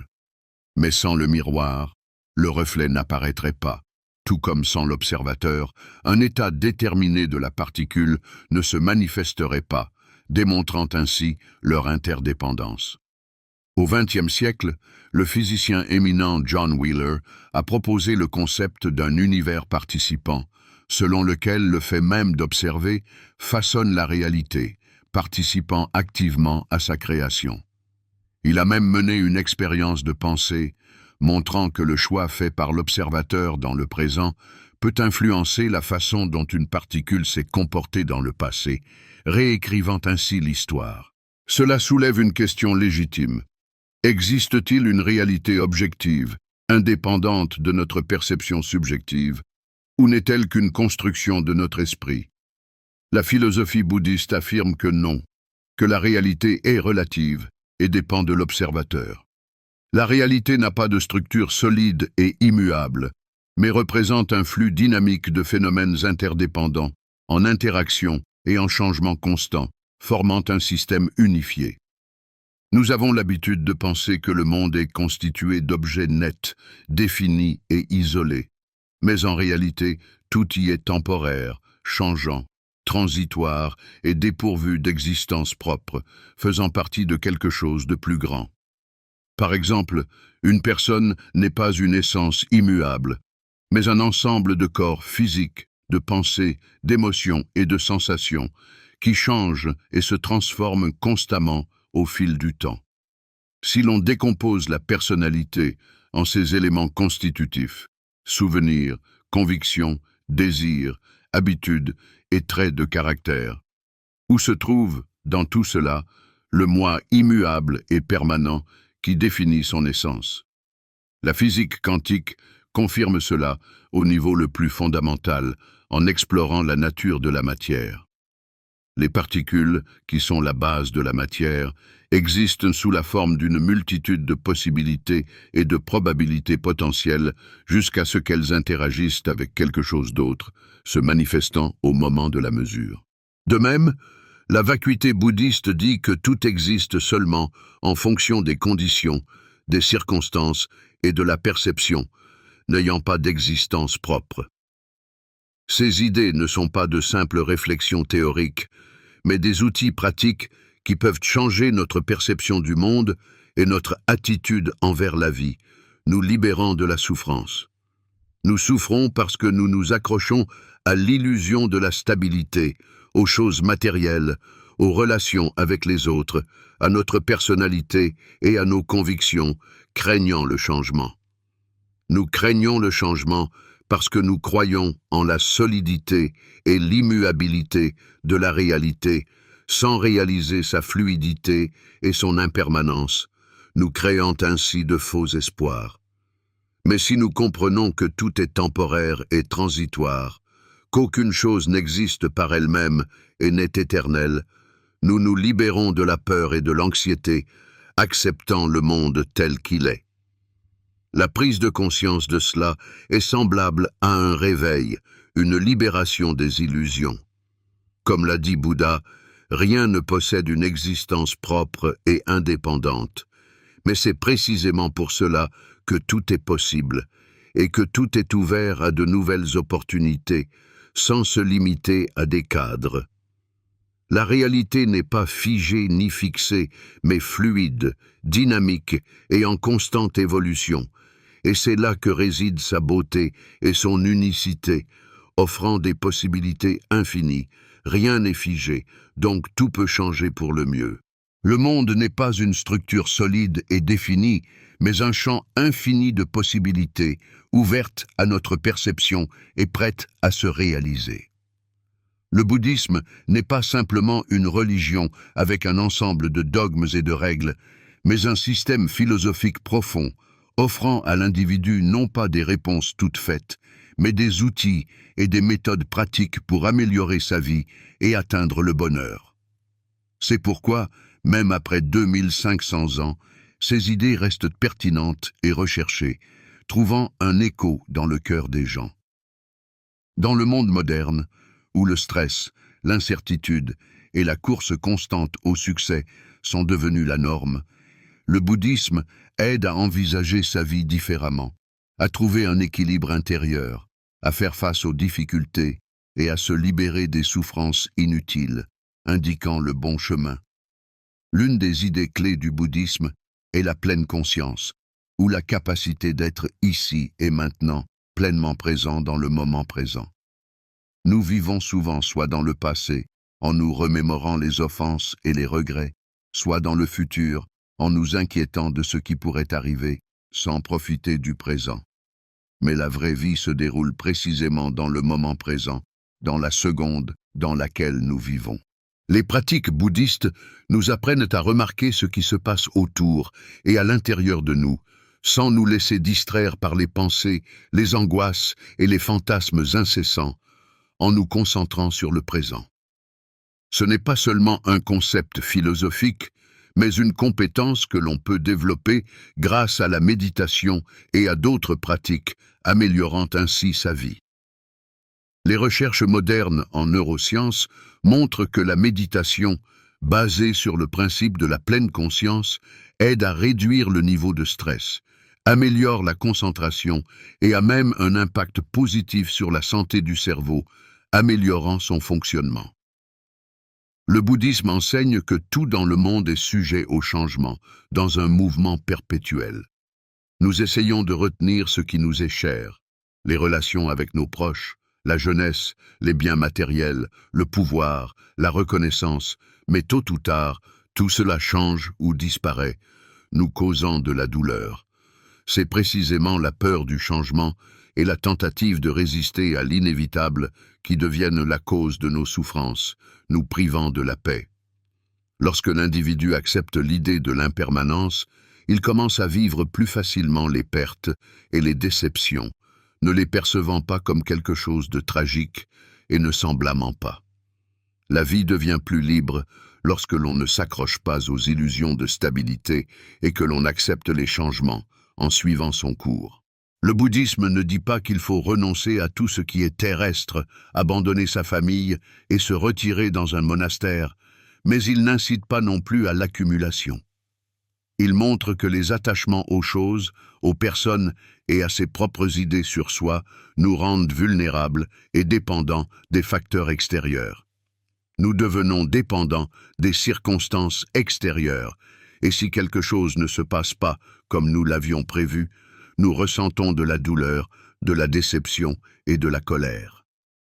La conscience que le bonheur ne doit pas dépendre du monde extérieur nous donne une liberté intérieure et une indépendance, nous permettant de trouver la paix. Cela ne signifie pas l'indifférence et l'absence d'émotion, mais permet d'aimer et de se réjouir, sans transformer ces sentiments en une dépendance douloureuse qui prive de la liberté. Le monde moderne encourage souvent l'égoïsme et la concurrence, en visant le profit personnel, mais le bouddhisme nous rappelle que tout dans ce monde est interconnecté et interdépendant, formant un tout unifié. En aidant les autres, nous ne faisons pas simplement le bien et n'apportons pas davantage à la société, mais nous créons également une harmonie dans notre propre vie en l'améliorant. La compassion ne signifie pas la faiblesse et n'est pas une manifestation de naïveté, mais témoigne de la force d'âme. C'est la conscience que la souffrance existe chez chaque personne et que la bonté, l'empathie et l'entraide peuvent changer le monde en mieux, en le rendant plus humain et plus juste. Ces idées profondes peuvent être illustrées par une vieille et instructive parabole bouddhiste, transmise de génération en génération, qui révèle l'essence de l'approche bouddhiste de la connaissance. Un jour, un professeur de philosophie renommé, qui étudiait diverses doctrines religieuses, vint voir un sage maître zen afin de partager avec lui ses vues sur le bouddhisme, en espérant obtenir son approbation. Il commença à lui parler des nombreux livres qu'il avait lus, des concepts intéressants qu'il avait étudiés et des théories complexes qu'il avait élaborées, s'efforçant de montrer son intelligence et ses connaissances. Le maître, faisant preuve de patience et de respect, l'écouta en silence et attentivement, sans l'interrompre, puis, sans dire un mot, commença à lui verser un thé parfumé, démontrant son hospitalité. Lorsque la tasse fut remplie à ras-bord, le maître ne s'arrêta pas, mais continua à verser le thé, et le liquide chaud commença à déborder, brûlant ses mains et se répandant sur la table. « Que faites-vous? Arrêtez !» s'exclama le professeur surpris, ne comprenant pas les actions du maître. « La tasse est déjà pleine à ras-bord, et il n'y a plus de place, peu importe ce que vous versez. » Alors, le maître, le regardant avec un sourire sage, dit « Vous ressemblez beaucoup à cette tasse pleine, cher professeur. Votre esprit est rempli de connaissances, de convictions et d'idées préconçues qui ne vous laissent pas en paix, ne laissant pas de place pour du nouveau. Mais tant que vous ne le videz pas, que vous ne vous débarrassez pas de tout ce qui est superflu et que vous ne faites pas de place pour de nouvelles connaissances, vous ne pourrez rien apprendre de nouveau, et vous ne pourrez pas saisir la vérité, restant prisonnier de vos propres représentations. Le bouddhisme n'exige pas de ses disciples une foi aveugle dans le surnaturel, dans l'existence de Dieu, ou le respect de règles et de dogmes stricts limitant la liberté, mais exige une conscience aiguë. Il offre une manière unique de regarder le monde différemment, en remarquant sa variabilité, son impermanence et l'interconnexion des phénomènes, sans s'accrocher aux illusions, mais en développant la pleine conscience, la compassion et la bonté. Ces principes sont universels et bénéfiques pour chaque personne, quelles que soient ses convictions religieuses, son origine culturelle et son statut social, indiquant la bonne voie.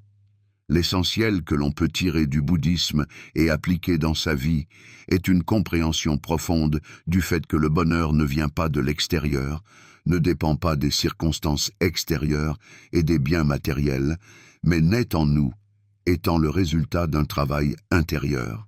Nous ne pouvons pas contrôler tout ce qui se passe autour de nous, mais nous pouvons contrôler notre attitude envers la vie, nos pensées et nos émotions, en ne permettant pas au négatif de nous envahir.